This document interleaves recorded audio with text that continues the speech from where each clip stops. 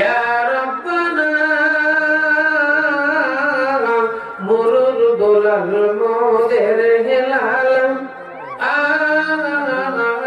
রইলো না মুরুর দিলা দোলাল মোদের হেলাল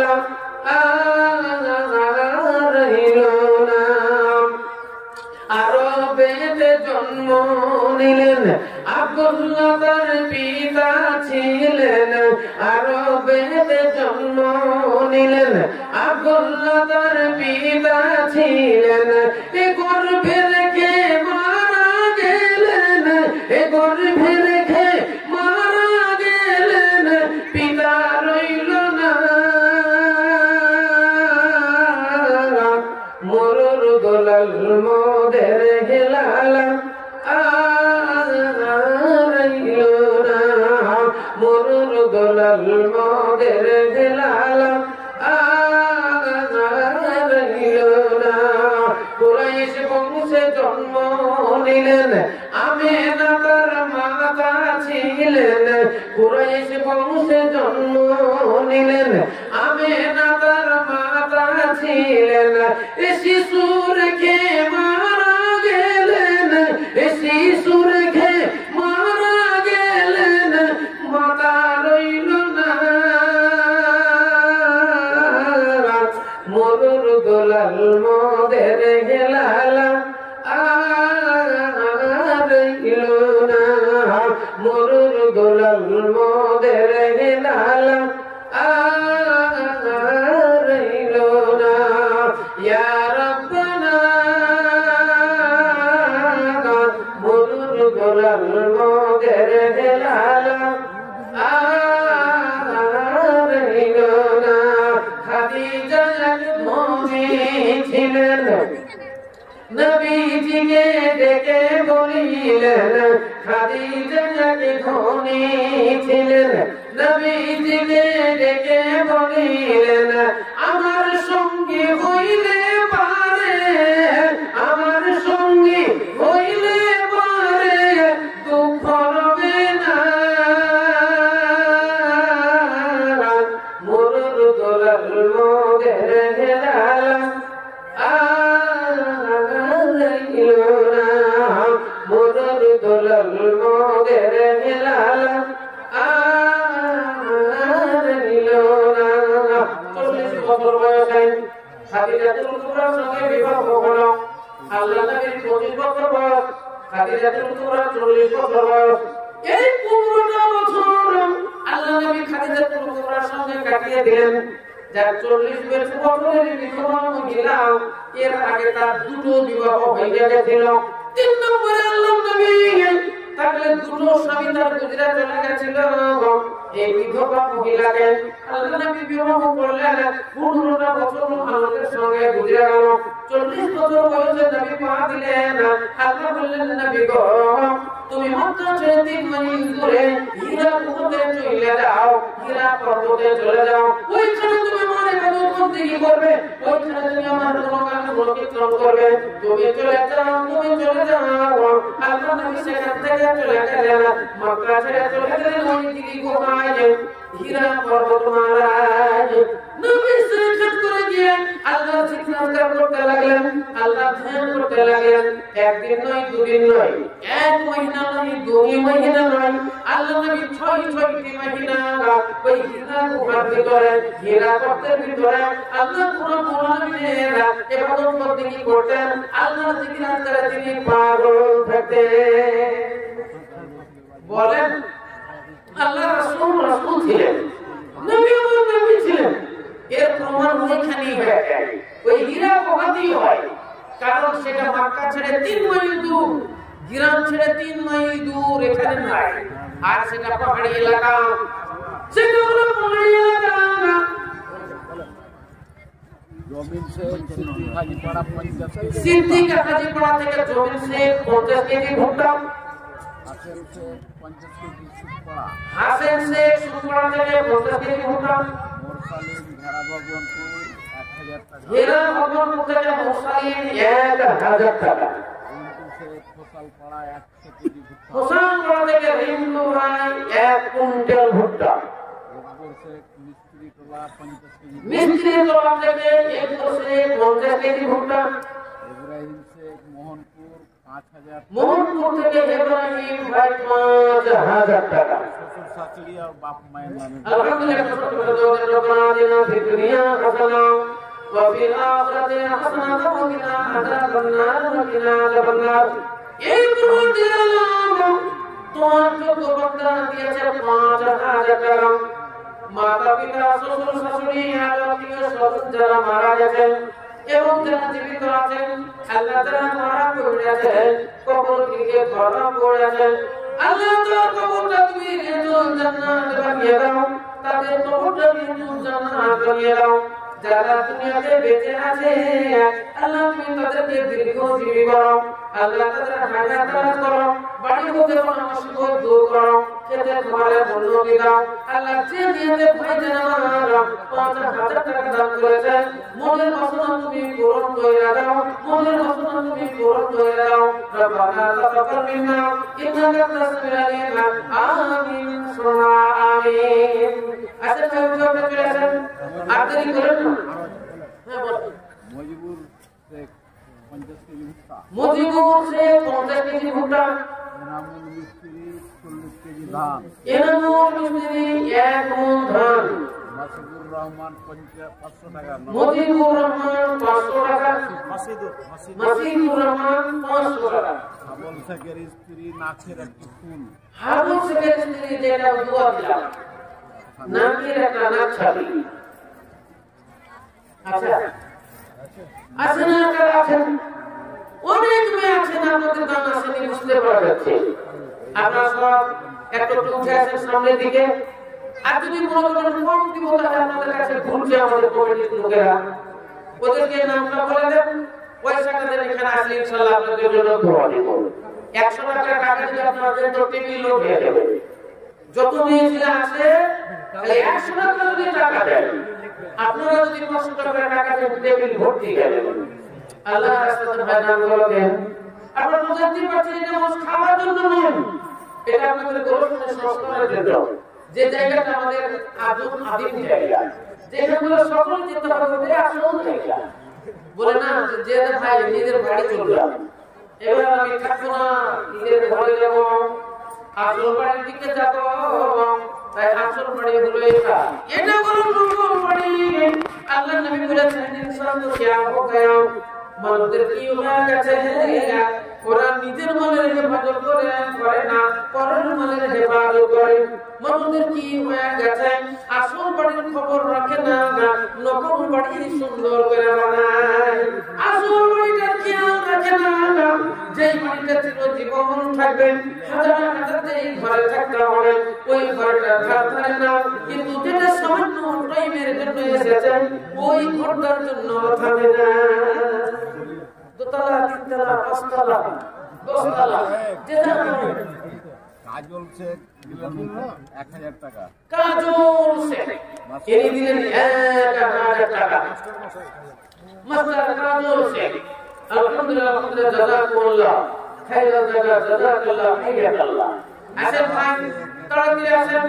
এই চাদর গুচ্ছা আপনাদের সামনে অনেকে ব্যাগ নিয়ে আছে, আপনারা দেন ওদের চাদরের ঠিক এখানে আসলে আপনাদের জন্য দোয়া।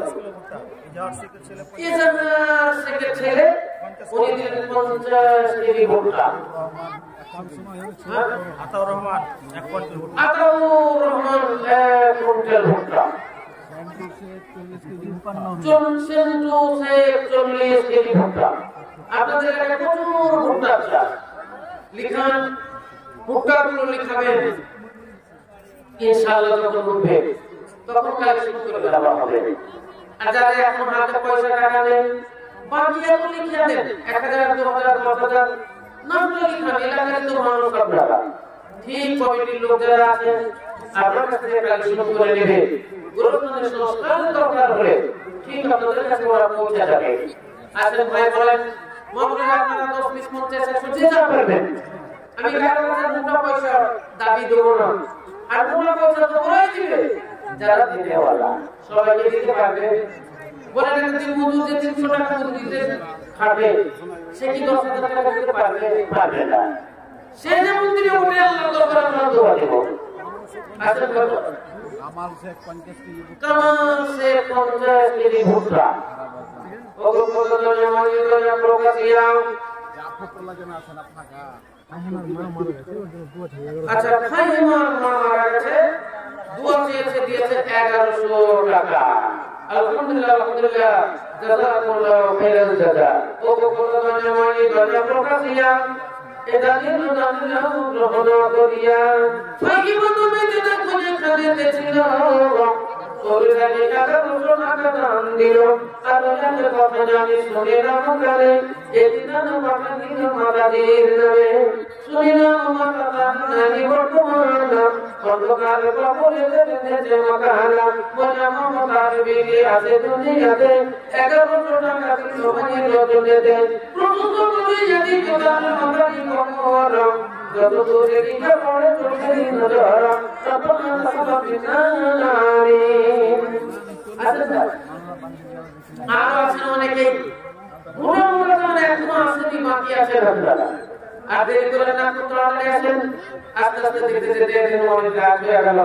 হ্যাঁ মাশাআল্লাহ 11টা বেজে গেল হ্যাঁ আপনাদের প্রথম বক্তা এগারো প্রস্তুত হয়ে আছে রেডি হয়ে আছে হ্যাঁ উনি তো করে শুনবো ভাই শেষের দিকে অল্প করবে কি করবে না ঠিক না এই 15 মিনিটের ভিতরে খুব তাড়াতাড়ি কাজ শুরু হবে হ্যাঁ রেজাউল হ্যাঁ নারায়ে তাকবীর রেজাউলের ছেলে 1000 টাকা বেনামিতে একদম 500 টাকা ও বলদানি আমার নিয়ে প্রকাশ দিয়া এটা দিন প্রধাননা হলো প্রণাপদিয়া ওই আইনা মাগবানি করি মরবানা মামুরে দিকে তুমি ছোট বড় গোনা এই মাঝে যাতে যাতে এ তোমার বিপদ নেদি খাদাই দেখি রাখো তুমি মন মতো আল্লাহ আমিন আল্লাহ আমিন তাই বলছিলাম বন্ধু আল্লাহ নামে যখন তোমাদের বাড়ি কোথা বললেন মাকড়াবাসী কাফেরদের জন্য লড়ে গেল এরা দেখলো আমাদের কত সম্মান থাকবে না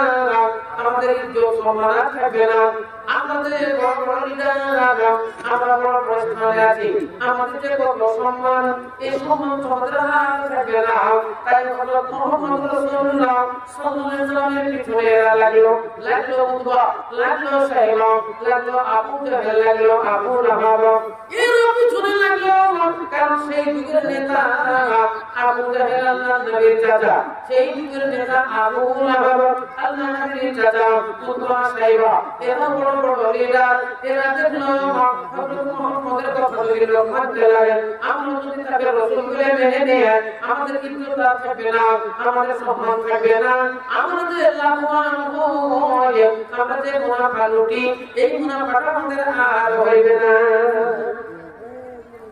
এই মিটিংটা মিটিং আলোচনা হলো যে হযরত মুহাম্মদকে হত্যা করতে পারবে 100 জন প্রশ্ন দেওয়া হবে কেউ অলরেডি হইল না আল্লাহ নবী হত্যা করার জন্য কারো হিম্মত হইল না আমাদের কুমার তৈরি হয়ে গেল আমি হযরত মুহাম্মদকে হত্যা করব যতক্ষণ পর্যন্ত খুন না করব এক লোক পানি গ্রহণ করব না আল্লাহর কুদরতের তামাশা আল্লাহর হিম্মতের তামাশা নিয়ে বুঝতে পারে আল্লাহ নবী রাত্রিতে দোয়া করেছিলেন আল্লাহ গো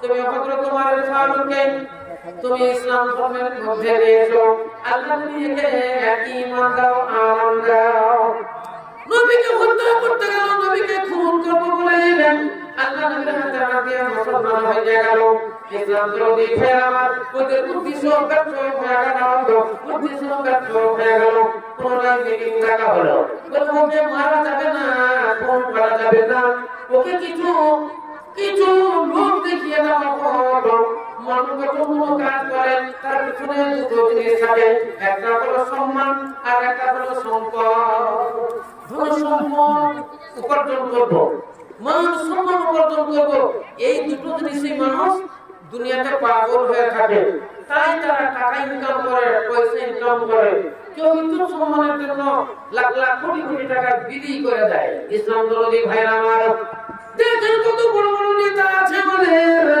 উপর মহলে বড় বড় নেতারা তারা টাকা পয়সা ইনকাম করার জন্য একবার তৃণমূল থেকে চলে গেছে কংগ্রেসে কংগ্রেস থেকে চলে যাচ্ছে সিপিএম, আবার কি দেখা যাচ্ছে তৃণমূল থেকে চলে যাচ্ছে বিজেপিতে।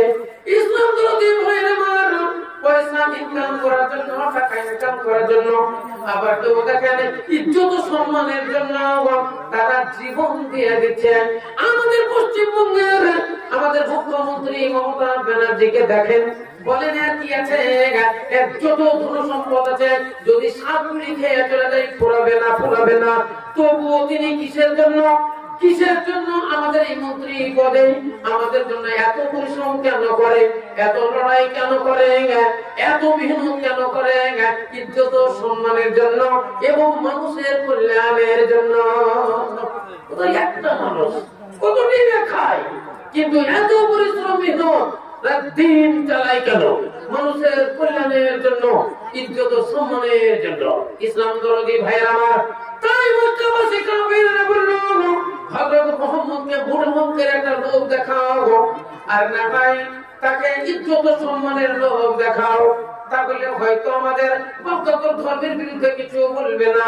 একটা দল চলে এলো, বলে এ মুহাম্মদ আমাদের হাবুলের বিরুদ্ধে বলো না, আমাদের কাবুলের বিরুদ্ধে বলো না, আমাদের ইয়াহুদ নাসরার বিরুদ্ধে বলো না, এগুলো হলো আমাদের বড় বড় মূর্তি, আমরা এদের পূজা করি, এদের বিরুদ্ধে তুমি বলিও না, আমাদের বাপদাদার বিরুদ্ধে তোমরা বলিও না। বলো তুমি কি চাও, বলো তুমি কি চাও? তুমি যদি ধন সম্পদ চাও, এত ধন সম্পদ তোমাকে দেব যে সৌদি আরবে আরব দেশে সবচেয়ে বিশাল ধনী তুমি হবে। নাম্বার 1, তোমার উপর যার কোনো ধনী থাকবে না। তুমি যদি মেয়ে নবী হও, বলো কোন মেয়েটা পছন্দ? সুন্দরীকে সুন্দরী কুইন, তুমি একটা মেয়ের নাম বলো, তোমাকে এমন সুন্দরী মেয়ে দেব, তোমার চাইতে সুন্দরী মেয়ে আর কেউ পাইবে না। বলো তুমি কোন সুন্দরীটা করবে আর কটা করবে? একটা মেয়ে নেবে না 5টা মেয়ে নেবে না 10টা মেয়ে নেবে না 100 মেয়ে চাই? কতটা মেয়ে তোমার চাই আর কত সুন্দরী চাই তুমি বলো, সেটাই তোমাকে দেওয়া হবে। না বলো তুমি কোন ইজ্জত সম্মান চাও, তোমার ইজ্জত সম্মান আমরা প্রতিষ্ঠিত করব। আল্লাহ নবী তার উত্তরে বলেছিলেন, আমি ধন সম্পদ চাই না, আমি মাল মাত্রাও চাই না, আমি ইজ্জত সম্মান তোমাদের কাছে চাই না, আমি কোন সুন্দরী রমণীও চাই না। ইজ্জতের মালিক হলো আল্লাহ, সম্মানের মালিক হলো আল্লাহ, ধন সম্পদের মালিক হলো আল্লাহ। আমি আল্লাহ একত্ববাদের বাণী প্রচারের জন্য এসেছি, আমার প্রচার চলবে। এক হাতে যদি চাঁদ এনে দাও, অপর হাতে আত্মাব, তবু খুব না করিব আমি সত্যের অপলাভ। এক হাতে যদি চাঁদ এনে দাও, অপর হাতে যদি তোমরা সূর্য এনে দাও, তবু আমি কালেমা তাওহীদ লা ইলাহা ইল্লাল্লাহু মুহাম্মাদুর রাসূলুল্লাহ, এই কলেমার বাণী আমি ছাড়ব না। দেখো এত কাজ হইল না, খুন করে দিব এটা তো কাজ হলো না, টাকা পয়সা ধন দৌলত লোক দেখিয়াও কাজ হইল না। এরা মিটিং ডাকলো কি করা যায়। আবু জাহেল আর আবু লাহাব, উতবা সাইবা, এরা বড় বড় নেতা, এরা বলল জাদুঘর নিয়ে এসো, বড় বড় জাদুঘর নিয়ে এসে ওকে জাদু করো, ওর উপরে জাদু মন্ত্র করে দিয়ে ওকে পাগল বানিয়ে দাও, যাতে কলেমা তাওহীদ ভুলে যায়, কলেমা শাহাদাত ভুলে যায়, কলেমা তাইয়্যিব ভুলে যায়, কলেমা তাওহীদ ভুলে যায়। সে পাগলের ভেতরে জঙ্গলে জঙ্গলে ঘুরবে, আল্লাহর বাণী তার মনে আসবে না। বড় বড় জাদুঘর সমস্ত এক জায়গাতে একত্রিত করা হলো। বলো কে মুহাম্মদকে পাগল করতে পারবে? লাবিদ বিন আসম, আসমের পুত্র লাবিদ, বড় জাদুঘর, নামগামিওয়ালা জাদুঘর, বলল আমি দায়িত্ব নিলাম, হযরত মুহাম্মদকে আমি পাগল করে দিব, আমি ওর ব্রেন শর্ট করে দিব, আমি জাদু চালিয়ে দিব। দুটো শর্ত হবে, দুটো জিনিস আমার চাই। একটা হযরত মুহাম্মদের মাথার কাঁখের দাঁত, চিরুনির কয়েকটা দাঁত, আর তার মাথার চুল, এইটা যদি উচ্চারণ করে আমাকে দিতে পারো, আমি তার উপরে জাদু চালিয়ে দিব। একটা মেয়েকে ঠিক করা হলো, আল্লাহ নবী যে চিরুনি চিরুনিটাতে মাথা আঁচড়াতেন, যে কাকুইয়া মাথা আঁচড়াচ্ছে চিরুনিটা চুরি করা হলো। আল্লাহ নবীর মাথার চুল আঁচড়ানো, এই চুলটা চুরি করে নিয়ে গিয়ে লাবিদ বিন আসমকে দেওয়া হলো। সে লাবিদ বিন আসম চুলটা দিয়ে বেড়ি তৈরি করলো, আপনার পাকিয়ে পাকিয়ে দড়ি বানালো। আর ওই দড়ির ভিতরে চিরুনির দাঁতগুলোকে ভরে দিয়ে সে জাদু করলো। 11টা গিরে দিয়ে আল্লাহ নবীর নাম দিয়ে জাদু করলো। আল্লাহ নবীর উপরে জাদুর আসর হইয়া গেল। নবী আমার পাগল হইয়া গেলেন, পাগল হইয়া গেলেন। রাস্তা রাস্তা ঘুরতে লাগলেন, জঙ্গলে জঙ্গলে ঘুরতে লাগলেন। গায়ে নাই কাপড় চোপড়, গায়ে ধুলো বালি লাগা, মাথার চুলগুলো উস্কো খুস্কো, পাগলের মতো নবী আমার ঘুরে না। ইসলাম দরদি ভাইরা আমার মনে মনে ভাবেন একটা, আল্লাহ নবী কো তারা ছাড়েনি। আল্লাহ নবীর উপরেও তারা জাদু করেছে, এমন ভাবে জাদু যে আল্লাহ নবী রাস্তা দিয়ে চলছেন, কোনো মেয়ে ছেলে সামনে নাই, অথচ মনে হচ্ছে একটা মেয়ে সামনে চলে এসেছে। আমি তাকে যেন জড়িয়ে ধরে নিলাম, এইরকম মনে মনে হচ্ছে।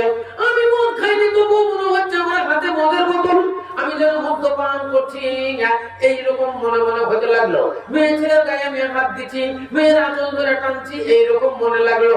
ইসলাম দরদি ভাইরা আমার, আল্লাহ নবী পাগলের ভেসে ঘুরে ঘুরে বেশ কিছুদিন গুজরে চলে গেল। আল্লাহ নবী কাবা ঘরের সাহানের উপরে ঘুমিয়ে পড়েছে। কাবা ঘরের সাহানে আল্লাহ নবী ঘুমিয়ে পড়েছেন। পেটে দানা নাই, খাবার নাই, মাথার চুলগুলো উস্কো খুস্কো, গায়ে ধুলো বালি লেগে আছে, জামা কাপড় নাই, ময়লা মাটির দুর্গন্ধ। ইসলাম দরদি ভাইরা আমার, হাত্তা নাজানা জিবরাইল, জিবরাইল সাল্লাম নাজিল হলেন। অনেকগুলো ফেরেশতা জিবরাইলের সঙ্গে ছিল, এসে তারা কাবা ঘরের সামনে দাঁড়ালো। একজন বলল, এ জিবরাইল, ওই লোকটিকে কাবা ঘরের সামনের উপরে পড়ে আছেন, তার পেটটা পিঠের সঙ্গে লেগে গেছে, তার পেটে দানা নাই, পানি নাই, সমস্ত শরীরে ধুলো বালি লাগা, মাথার চুলগুলো উস্কো খুস্কো, চুলগুলো কাটা নাই, বুন মানুষের মতো মনে হচ্ছে পাগল। মান হুয়া, এটা কে? জিবরাইল বললেন, হুয়া মুহাম্মাদুর রাসূলুল্লাহ, এটাই হলো হযরত মুহাম্মদুর রাসূলুল্লাহ সাল্লাল্লাহু আলাইহি সাল্লাম। ফেরেশতাগুলো বলল, জিবরাইল, এই নবীর এই অবস্থা কেন? আল্লাহর নবীর অবস্থা এরকম কেন? মাথায় ধুলোবালি, খাবার দাবার ঠিক নাই, পাগলের ভেসে এখানে পড়ে আছে, এটা কেন হইল? জিবরাইল বললেন, জানো না, জানো না, এই নবীর উপরে জাদু করা হয়েছে। হাদিসের ভিতরে লেখা আছে, নবীগণ যখন ঘুমান তখন এদের চোখ দুটো ঘুমায়, আইনানে তানামানে ওয়াল কলবু ইয়াহজান। নবীগণ 1,24,000 পয়গম্বর দুনিয়াতে এসেছে, নবীদের চোখ দুটো ঘুমায়, অন্তর জাগ্রত থাকে, অন্তর ঘুমায় না। তাই যখন ওই ফেরেশতাগুলো বলল, এটাকে, এই কথাটাও নবী শুনলেন। জিবরাইল বললেন, এটা মুহাম্মদুর রাসূলুল্লাহ, এটা আল্লাহ রাসূল, সেটাও তিনি শুনলেন। বললেন, একে কি হইয়াছে? বলে, একে জাদু করা হইয়াছে, এটাও নবী শুনলেন। একজন জিজ্ঞাসা করলো, কে জাদু করেছে? তখন বলা হলো, লাবিদ বিন আসম আল্লাহ নবীকে জাদু কইরেছে। বলে, কি দিয়ে জাদু কইরেছে? না তো মাথার চিরুনি, চুল আঁচড়ানো চিরুনির দাঁত দিয়ে এবং মাথা আঁচড়ানো চুল দিয়ে তাকে ঘিরে 11টি ঘিরে দিয়ে তার উপরে জাদু করা হইয়াছে। এই বেড়িটাকে খেজুরের বাগানে, মক্কা ছেড়ে বহু দূরে একটা খাজুরের বাগান ছিল, সেই বিশাল খাজুরের বাগান, খাজুরের বাগানটার নাম হলো পুং খেজুর। এই পুং খাজুরের বাগানে জিরিয়ান বলে একটা কুয়া, ওই কুয়ার তলাতে একটা বড় পাথর চাপা দিয়ে আল্লাহ নবীকে জাদু করা হইয়াছিল। একজন ফেরেশতা বলল, তাহলে কি এই লোকটি ভালো হবে না? এই নবী কি ভালো হবে না? জিবরাইল বললেন, নিশ্চয়ই ভালো হবে। বলে, কি করতে হবে তাহলে ভালো হবে? না তো দুটো সূরা, একটার নাম হলো সূরা নাস আর একটার নাম হলো সূরাতুল ফালাক। এই দুটো সূরাতে 11টা আয়াত আছে, একটি করে আয়াত ফুল দিতে হবে। আর ওই গিরেতে পুং দিতে হবে, গিরেটা খুলে যাবে, ওই পুং খেজুরের বাগানে যেতে হবে, জিরিয়ান কুয়া থেকে পাথরের কল থেকে ওই বেড়িটাকে তুলতে হবে, আর এই সোনা দুটো পুং দিয়ে জাদু কাটিয়ে দিতে হবে, নবী সুস্থ হয়ে যাবে, ভালো হয়ে যাবে। এই বলে ফেরেশতাগুলো গায়েব হয়ে গেল, জিবরাইল সাল্লাল্লাহু গায়েব হয়ে গেলেন। আল্লাহর নবী বেদার হলেন, চেতন হলেন, চুপ করে সামনের উপরে বসলেন, বসে মনে মনে ভাবতে লাগলেন, তাহলে কি আমাকে জাদু করা হয়েছে? আমাকে এইরকম এরকম মনে হচ্ছে, তাহলে কি আমার উপরে জাদু করা হয়েছে? আল্লাহ রাসূল ছুটলেন হযরত আলীর কাছে। হযরত আলী কারামাল্লাহু ওয়াজহুকে ডেকে বলেন, আলী, বলে লাব্বাইক ইয়া রাসূলুল্লাহ, বলেন হুজুর কি খবর? বলে, আলী, আমাকে কিছুই ভালো লাগে না, আমি রাস্তা রাস্তা ঘুরি, আমার খাবার দাবারের দিকে নেশা নাই, আমার আল্লাহর ইবাদত বন্দেগীর নেশা হচ্ছে না, আমাকে জানো কেমন কেমন মনে হচ্ছে।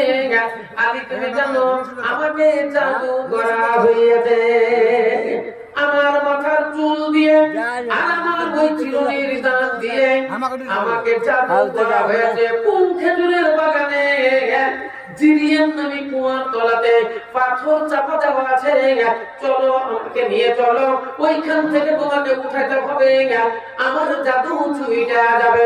হযরত আলী কারামাল্লাহু ওয়াজহু সঙ্গে আরো দুইজন সাহাবাকে নিয়ে চললেন কোন খেজুরের বাগানে। গিয়ে দেখছেন একটা বিরাট জঙ্গল, জঙ্গলের ভিতরে একটা কুয়া, ওই কুয়াতে তিনি নামলেন, দেখলেন এক হাঁটু পানি, আর পানির তলাতে দেখলেন একটা পাথর, বিরাট বড় পাথর। পাথরটাকে চাড়া দিতেই ভস করে ভেসে উঠল ওই চুলের বেড়ি। দেখা গেল তাতে কাঠের দাঁত এবং চুলের গিরে।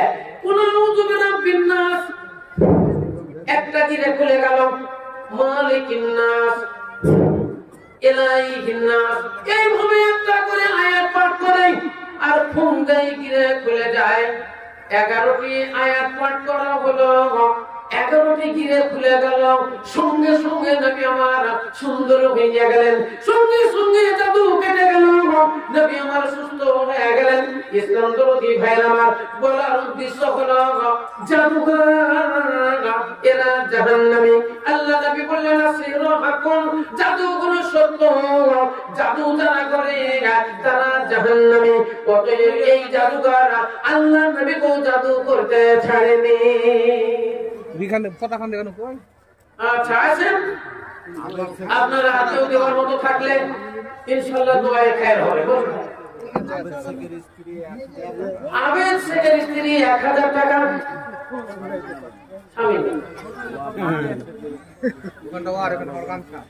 মাহমুদ শেখের স্ত্রী কত? 1000 টাকা। আচ্ছা, রেজাউল ইসলাম 200 টাকা নগদ, 50 কিলো ভুট্টা। আছেন আর কেউ দেওয়ার মতো থাকলে বলবেন। ইকরামুল হক 500 টাকা। ওয়াহিদ আলী 40 কেজি ভুট্টা। বারকাত শেখ 50 কেজি ভুট্টা। আলহামদুলিল্লাহ, আলহামদুলিল্লাহ। একটা ছোট্ট দোয়া করে ইনশাআল্লাহ আপনাদের বক্তব্য চলে এসেছে। আল্লাহুম্মা আলহামদুলিল্লাহি রাব্বিল আলামিন ওয়াল আকিবাতুল মুত্তাকিন ওয়াস সালাতু ওয়াস সালামু আলা রাসূলিল কারীম। এ পরওয়ারদিগার আলম রব্বুল আলামিন, আমরা পাপী তাপী গুনাহগার, তোমার দরবারে হাত উত্তোলন করেছি মওলা গো মালিক রাত। তোমার বান্দা বান্দীরা এই শীতী রাত্রি, ঠান্ডা রাত্রিতে প্যান্ডেলের তলাতে বসে বসে কোরআন হাদিসের বাণী শ্রবণ করছে। এ আল্লাহ, তাদের ক্ষমতা অনুসারে গোরস্থানের জন্য তারা দান করেছে। কেউ 10 টাকা, কেউ 20 টাকা, কেউ 50 টাকা, কেউ 100 টাকা, কেউ 500 টাকা, কেউ 1000 টাকা, কেউ 5000 টাকা। যে যা পেরেছে আল্লাহ তোমার দরবারে দান পাঠিয়েছে। আল্লাহ গো, এটা আখিরাতের জন্য তুমি ব্যাংক ব্যালেন্স ভাঙিয়ে দাও। আল্লাহ কবরের জন্য এটা ওসিলা বানিয়ে দাও। দাদা দাদির জন্য, কেউ নানা নানির জন্য, কেউ স্বামীর জন্য, কেউ স্ত্রীর জন্য, কেউ ছেলে মেয়ের জন্য, আত্মীয় স্বজনের জন্য যা দান করেছে আল্লাহ তাদের কবরে এই দান তুমি পাঠিয়ে দাও। রব্বানা আতিনা ফিদ দুনিয়া হাসানা ওয়া ফিল আখিরাতি হাসানা ওয়া কিনা আযাবান নার। রব্বানা তাকাব্বাল মিন্না রব্বানা তাকাব্বাল দুআনা রব্বানা তাকাব্বাল মিন্না ইন্নাকা আনতাস সামিউল আলিম। আমিন সুম্মা আমিন। ওয়া মা আলাইনা ইল্লাল বালাগ। আসসালামু আলাইকুম ওয়া রাহমাতুল্লাহি ওয়া বারাকাতুহু।